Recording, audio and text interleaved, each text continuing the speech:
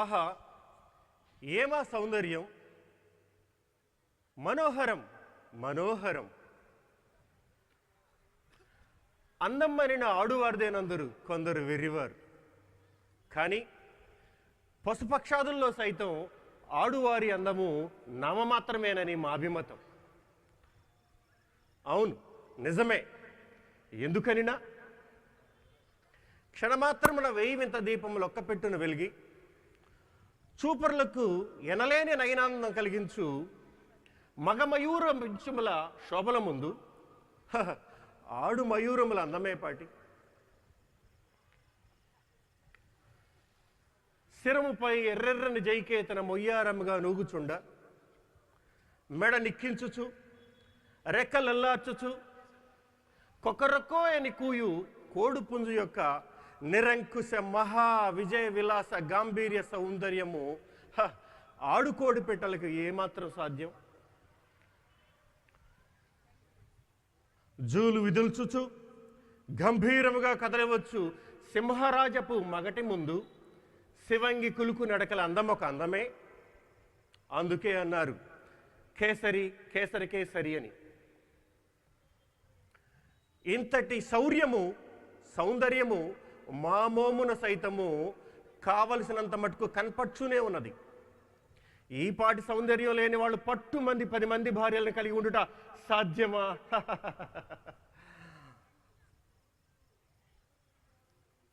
ఇది ఏమి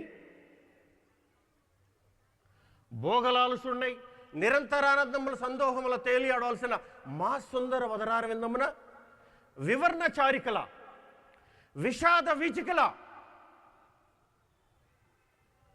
భూమి ఆకాశములను అందరి సకల చలాచర ప్రకృతి సంపదను సృజించి అందొక జాతిని తన ప్రజలని సగర్వంగా చెప్పుకొని సర్వేశ్వరుచే సదా కాపాడబడుచున్న ఈ ఉదయ దేశమున సబలుడనై సకల రాజనీతి కోవిదుడనై సకలైశ్వర్య సంపన్నుడై పరిపాలించడానికి మహాప్రభావవంతమైన కైసర ఔగుస్తు చక్రవర్తి ప్రభుగాంచి ఒక నూతన రాజవంశ స్థాపకుడై అలరారుచున్నట్టి ఈ హేరోదు ముఖబింబము నేడేలకు చిన్నబోయనే.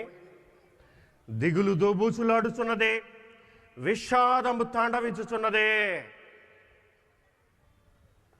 ఓహో, ఇన్ని దినములైనను ఆ విద్రోహ బాలకుని గాఢ జల్పదనివన్న 3 దుష్ట జ్ఞానులు తిరిగి రాకుండాటే ఈయన దిగులు పాటు కారణమా? అవును, కాక మరేముండును. వంచన, మోసం, మహావిద్రోహం, ఇంతటి విశ్వాసఘాతుకమా? వంచననే వంచడం, మోసాన్నే మోసగించడం మాకు వెన్నతో పెట్టిన విద్య కదా. విద్రోహం అన్న పదానికై నడక నేర్పగల ఈ మహాహేరోదుకు అత్యంత అమాయక ప్రాగ్దేశపు జ్ఞానత్రయం మహావిద్రోహం జరిగించి మనస్తాపం మిగుల్చుటయా? తిరిగి ఒత్తుమని నమ్మబలికి విధేయత నటించి విశ్వాసం ప్రకటించి మమ్మే మోసగించి పలాయన చెత్తగింతరే.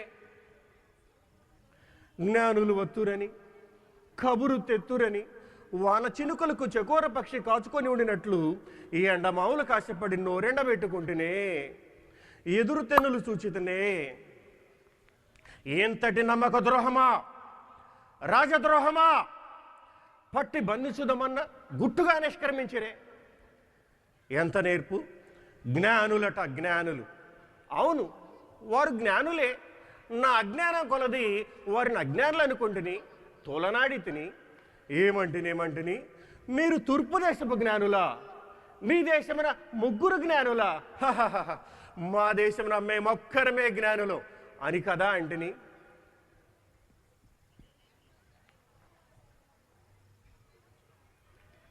నా ఈ అజ్ఞానానికి నన్నేమో నిందించుకొనగలను? ఈ యూదుల రాజుగా పుట్టిన బాలుని నేనెట్లు కనుగొనగలను? మరలా యూదుల రాజని పలకగొండ మాట పలికితేనే ఈ మహాహేరోదుండగా వేరొకడు యూదుల రాజా కాడు, కాదాలడు. కానీయను మా మేధో సంపత్తితో యూదులు రెచ్చగొట్టి ఆ పసి ప్రాణి అంతమొందించలేనా? నా నక్కజిత్తులతో యూదుల్ని ఎప్పుడో ఉపలాలించితిని కదా. ప్రస్తుతం వారి దేవాలయ పునర్నిర్మాణం గావించుచు ఆలయ మర్యాదలు కాపాడుతున్నట్లు వారిని భ్రమింపజేయుటకే కదా ఆ బాధ్యతలను ప్రధాన యాజకులకు అప్పగించినది. మమ్మెట్లు నమ్మకుందురు అల్ప సంతోషులు. వారి మతాచారములు గౌరవించినట్లు భ్రమింపజేయుటకే కదా వారు ఉపయోగించు నాణెములపై మా చిత్రములు కానీ కైసర్ చక్రవర్తి చిత్రములు కానీ ముద్రింపించక జాగరూకత వహించినది. నాటకశాలలు, నగరములు, ఆట స్థలములు మొదలగు అనేక కట్టడములు అద్భుతంగా నిర్మించింది యోధా ప్రజల సౌకర్యార్థమే అనుకుందురు కానీ నిజానికి అవి మాకు, మా రోమా ప్రభువులకు మాత్రమే ప్రయోజనకరమై ఉండగలవు. ఇట్టి ప్రజల కొరకు అనేక కట్టడములు నిర్మించిన మోషే ఎడారి పాలైనని మేమెరుంగమా? అతని వలె మూర్ఖులము కాదు. మా నిర్మాణములనియు మా నివాసములు గాను మా రోమా ప్రభువుల నివాసంలో గాను మా విలాస స్థానములు గాని మాత్రమే ఉండగలవు.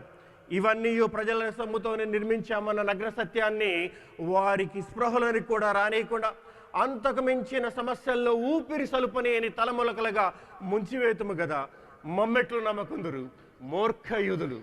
అవును, మూర్ఖులే కాకున్నా మిక్కమైన యూదులు, మత పెద్దలు నాబోటు యూదేతరుని అధికారములకు సమ్మతింతురా, అడుగులకు మడుగులు తుదురా, తల వంచి సలామందురా. ఎరుగురా, నేను దక్షిణ ప్రాంత ఇదుమైనుడు వచ్చిన ఎదోమీయుడునని.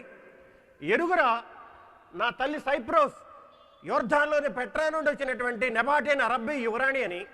ఎరుగురా, నా తండ్రి యాంటీ పీటర్ ఇదుమాయ పాలకుడని. పిదప రోమా ప్రభువులుచే యోదయకు పాలక ప్రతినిధిగా నియమితుడై హస్మోనియా రాజైన రెండో జాన్కెర్కెనెస్ భయపడి యూదునిగా మత మార్పిడి చేసుకున్నాడని.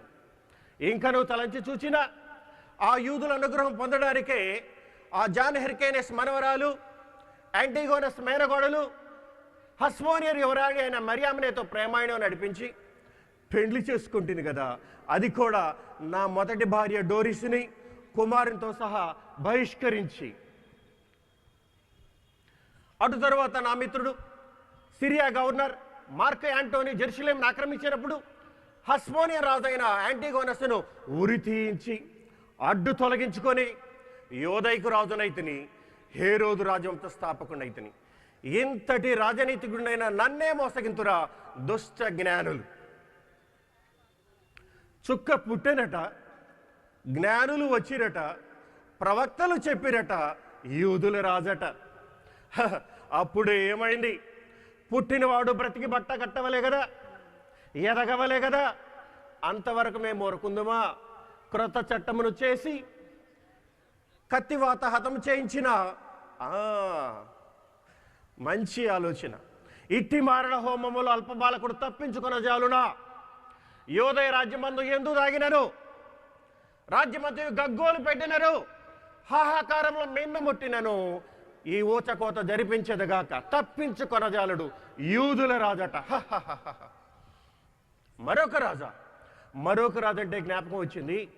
ఆ తూర్పు దేశంలో అల్పజీవులైన కుందేళ్లు మృగరాజులు సైతం బావుల్లోకి త్రోసివేయనట. ఈ జ్ఞానుల విషయంలో మేమే జాగ్రత్త వహించవలసింది కదా, వారి వెంట వేగుల్ని పంపవలసి ఉన్నది కదా. చేతులు కాలిన పిదప ఆకులు పట్టుకొనిటి అన్న ఇదే కాబోలు. ఇప్పుడు ఎంత వగచిన నువ్వు ఏమీ లాభం? అసలు ఆ మహానక్షత్రం పుట్టనేలా పుట్టెని పో.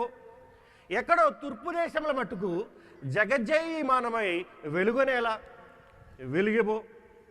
ఆ వెలుగు వెంటబడి దిక్కుమాలిన ఈ ముష్కర జ్ఞానులు మా చెంతక రానేలా వచ్చిరిపో. వారితో పాటు మా శాస్త్రకోవిధులు ఇది రాచపుట్టుకునే ఎలా నొక్కి వక్కాణించవలే, మాకింత మనస్తాపం ఎలా కలిగించవలే. చూడ మరొక రాజన్న ఊహను సైతం మా మానసం అంగీకరింపకున్నది. అతడు మా సొంత పుత్రుడైన సరే త్రుంచివేయవలసినదే. యోదయకి ఎప్పటికీ నేనే రాజుగా ఉండవలే. జాలి, దయ, కరుణ, కష్టాశములకు తావుండరాదు. మా అజ్ఞార్శించే కౌర్యము కైపెక్కి కడ్డమల ఖండించి అల్ల కల్లోల మరణించవలే. దౌష్యము దశ దిశల దద్దరిల్లగా తాండవించవలే. రౌద్రము విజృంభించే రక్తపుటేరులు పారించవలే. చెట్లు చప్పట్లు కొట్టి చిట్టి రాజును కాచునా, కొండలు గుట్టలు తొలగిపోయినను మెట్టలు తత్తరిల్లినను ఆ దేవదేవుడే వచ్చి గట్టి కాపు పెట్టినను ఈ శిశు నిర్వాపణ కార్యం యథేచ్ఛగా నిరాఘాటంగా నిరాటంకంగా నిర్వహించబడవలసిందే. ఈ నిరంకుశ మహాహేరోదు ఎప్పటికీ యూదుల రాజే, ఎప్పటికీ యూదుల రాజే. Thank you అన్నడా.